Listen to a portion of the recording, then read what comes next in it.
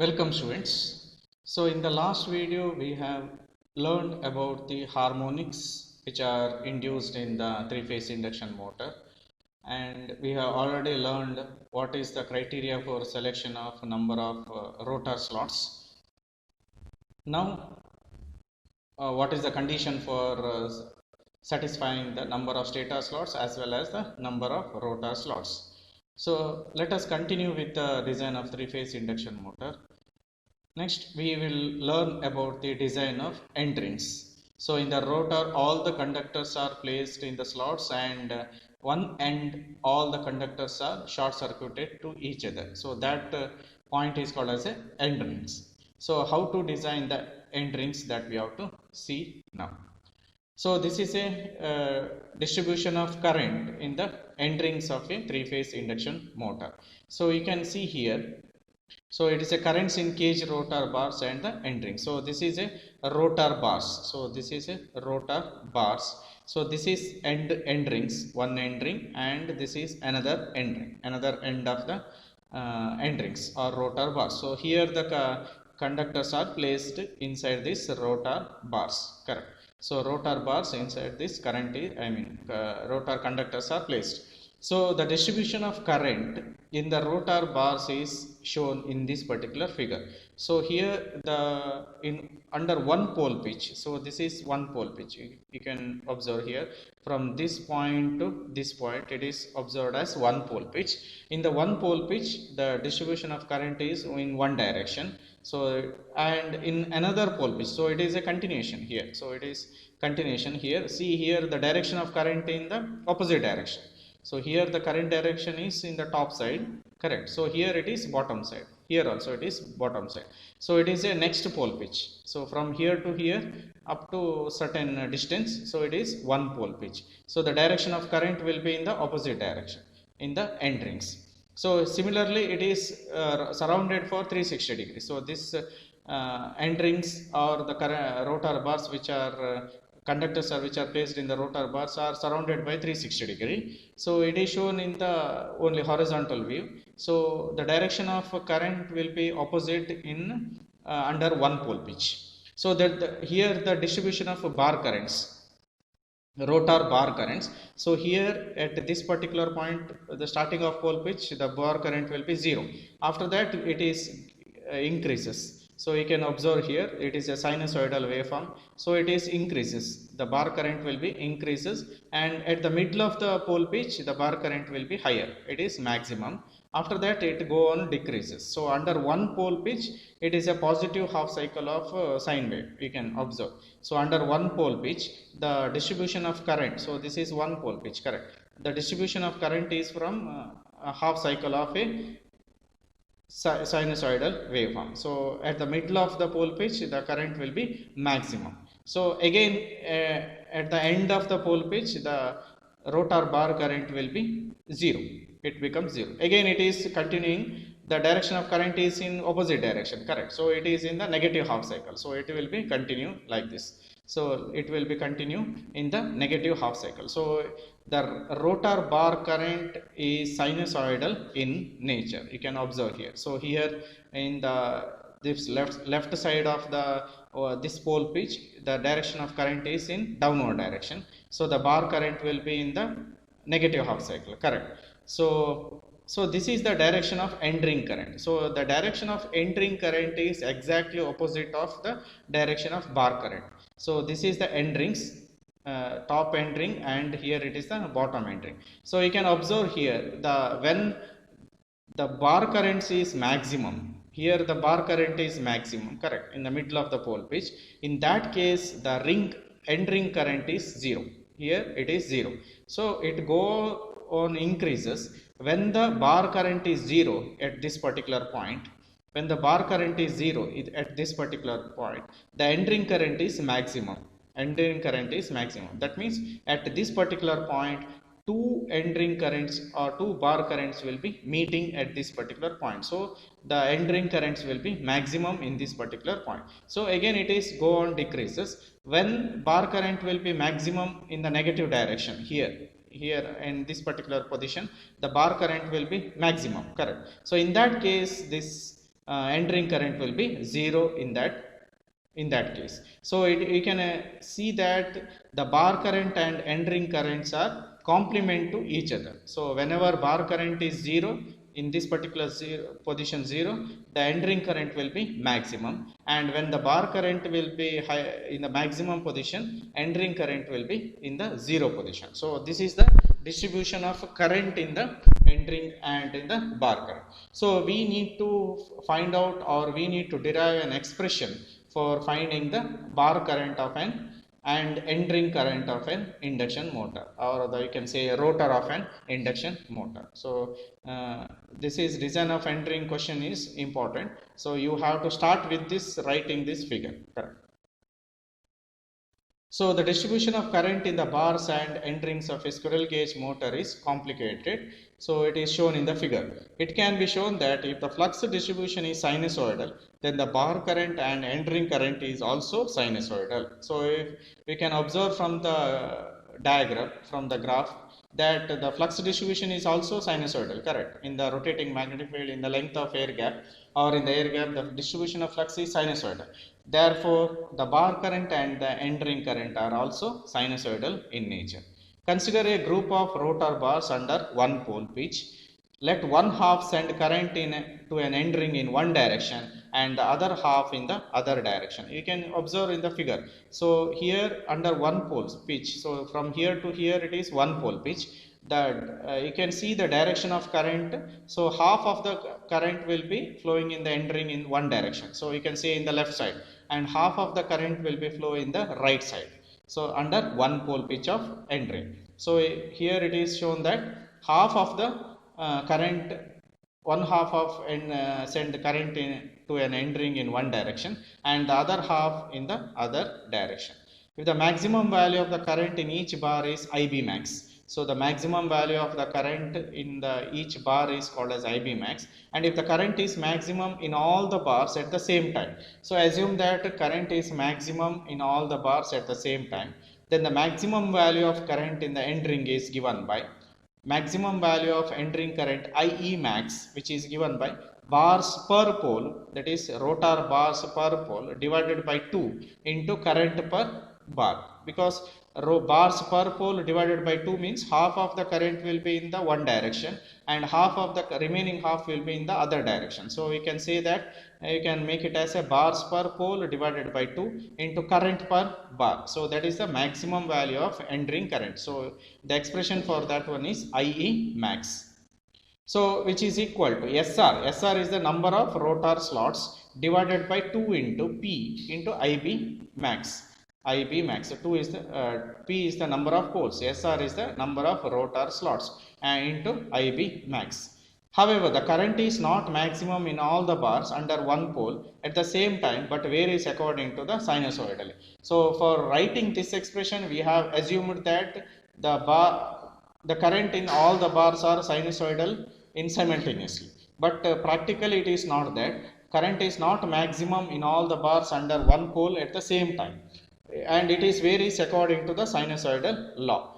Hence, the maximum value of current in the end ring is average of the current of half of the bars under one pole. So you can say that in the expression we can arrive that the current will be maximum in the end ring is equal to the average of the current of half the bars under one pole. So therefore maximum value of end ring current you can calculate as IE max is equal to bars per pole divided by 2 into IB average. So you cannot make it as a IB maximum, so you can take it as a IB average. So maximum value of end ring current IE max equal to bars per pole, that is rotor bars under one pole divided by 2, that is half of the current will be distributed equally into IB into average value, which is equal to bars per pole is nothing but SR by P. Of course, same expression, SR by P, that is the bars per pole divided by 2 into average value is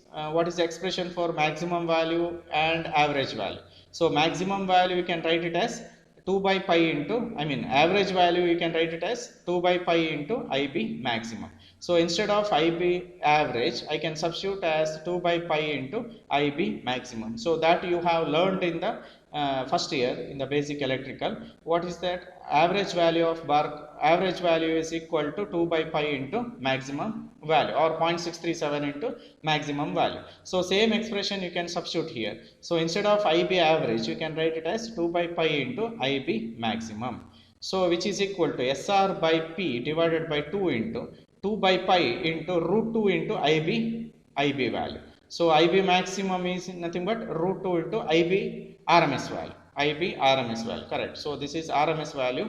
So maximum value is nothing but root 2 into RMS value. So 2 by pi into root 2 into IB. So that will become root 2. So 2 get cancels here. Root 2 into SR into IB divided by pi into P. So this expression becomes maximum value of entering current I max is equal to root 2 SR IB into pi into P.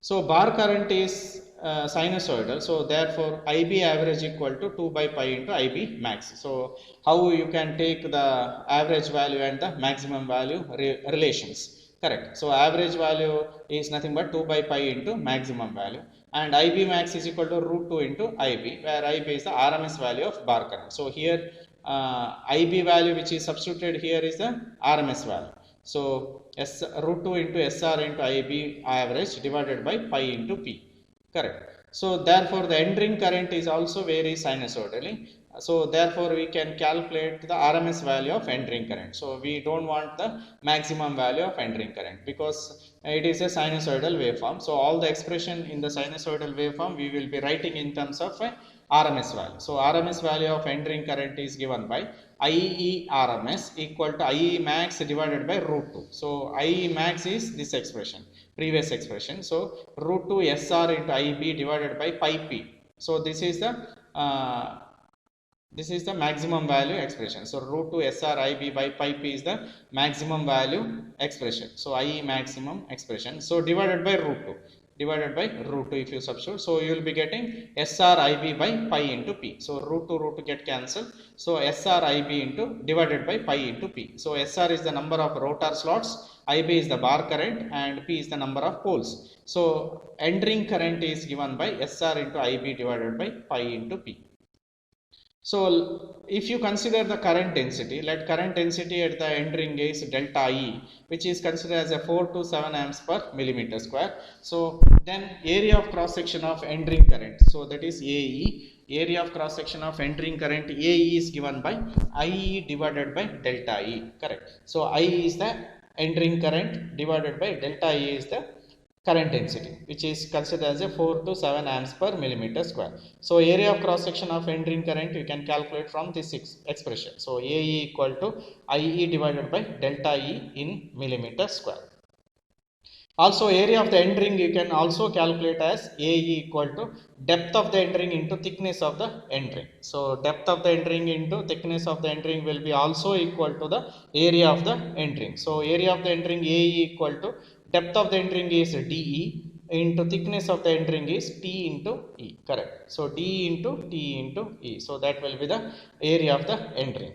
So depth of the entering can be assumed depends upon the inner and outer diameter of the rotor. If you know the inner and outer diameter of the rotor, so depth of the entering can be calculated or you can assume it. So using the area of entering and depth of the entering, the thickness of the entering can be estimated. So by using the area of the entering and depth of the entering, thickness you can calculate, because the depth into thickness will be getting the area of the entering. So next we can consider the reduction of harmonic torques. So previous expression is also important, design of enterings also important. So reduction of harmonic torques. So the method used for reduction of elimination of harmonic torques which are produced in the rotor bars are, so how to reduce that harmonics. So fifth harmonic and seventh harmonics will be induced in the rotor bars. So that will create the cogging and crawling effect due to the slotting and improper selection of number of rotor slots, and depends upon the winding.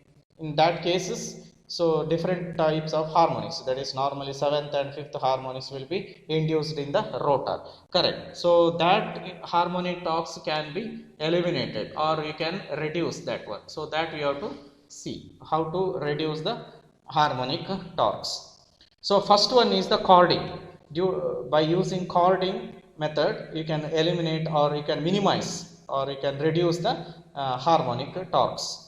The chorded winding with integral number of slots per pole per phase weakens the stator winding harmonics. So stator winding as well as the rotor winding harmonics can be eliminated by chording the windings. So chorded winding means chorded winding with the integral number of slots per pole per phase. So slots per pole per phase, what you have to choose is should be an integer. So integer number of slots per pole per phase, which weakens the stator winding harmonics. The angular distance between the central line of one pole to the central line of the next pole is called as the pole pitch. So if you see the figure, so this is the, you can see the figure. Yeah, one pole pitch is the angular distance between the central line of one pole to the central line of the next pole is called as a pole pitch. The distance between the central line of the one pole to the central line of the next pole is called as a pole pitch. A pole pitch is always 180 degree electrical degrees, correct. So it is mentioned as 180 electrical degrees regardless of the number of poles on the machine. So it is nothing but the central distance between the two poles. One pole pitch is nothing but central distance between the two poles, which is considered as 180 electrical degrees. So it is because it is not considered with respect to the number of poles. Correct. A coil having a span equal to 180 degree electrical is called as a full pitch coil. So if the windings are between one pole, center of one pole to another center of another pole, so that is called as a 180 degree electrical. So that is called as a full pitch coil. Full pitch coil. So you can see that, so this is one pole and this is another pole, north pole and south pole. So the distance, center to center distance between these two poles is called as a 180 degree electrical. So this is coil side 1 and this is coil side 2.